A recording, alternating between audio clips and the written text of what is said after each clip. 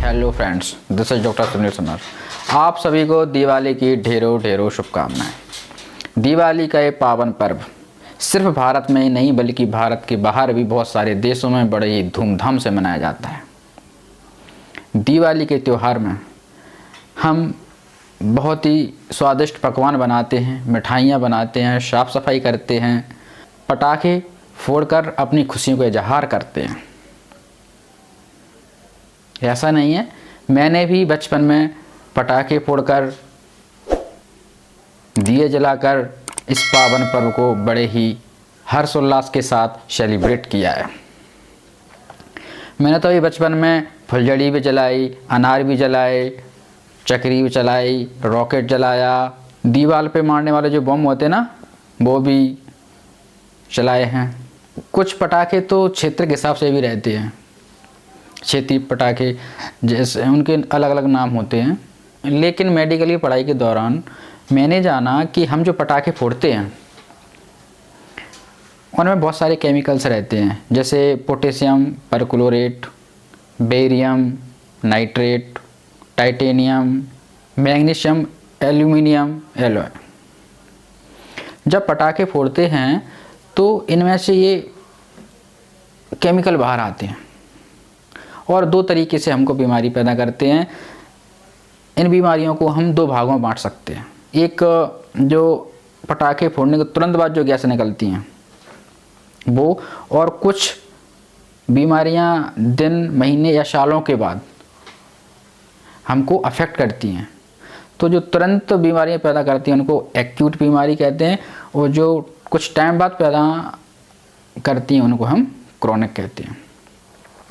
जैसे कि पटाखे फूटे तो क्या होगा, हमारी जो स्किन है या आँखें या हमारी नाक या गला, इनके अंदर इरिटेशन होगा, जलन होगी।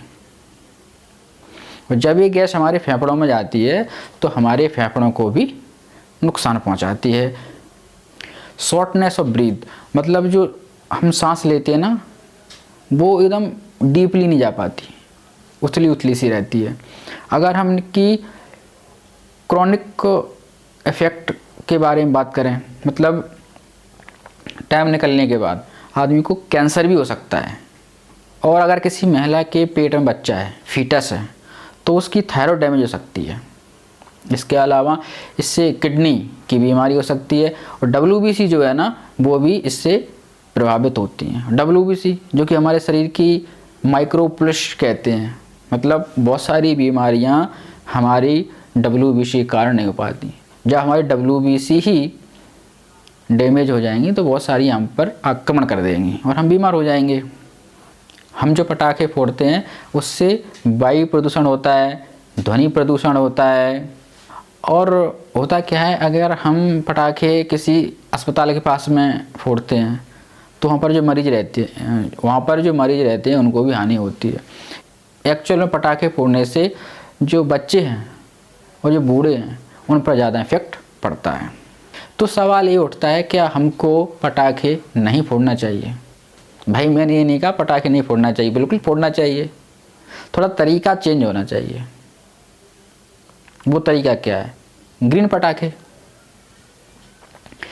अब सवाल उठता है ग्रीन पटाखे क्या होते हैं? ग्रीन पटाखे मतलब जो मैंने केमिकल बताया ना वो इन पटाखों के अंदर भी रहते हैं, बहुत कम मात्रा में रहते हैं। लेकिन कुछ आजकल कुछ ऐसे ग्रीन पटाखे बनाए गए हैं जिनके अंदर ये केमिकल होते भी नहीं हैं। मतलब हम बड़े ही धूमधाम से अपनी खुशियाँ जाहिर भी कर सकते हैं, पटाखे भी फोड़ सकते हैं, और वातावरण के साथ साथ अपनी हेल्थ और दूसरों की हेल्थ को भी सुरक्षित रख सकते हैं।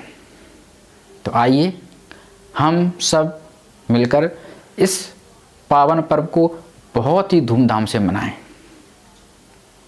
दिए जलाकर मनाएं, ग्रीन पटाखे फोड़कर मनाएं, मिठाइयाँ खाकर मनाएं, अच्छे अच्छे कपड़े पहनकर मनाएं, और हम अपनी इस संस्कृति को बहुत ही ऊंचे स्तर तक ले जाएं। आपको एक बार फिर मेरी ओर से दिवाली की ढेरों ढेरों शुभकामनाएं।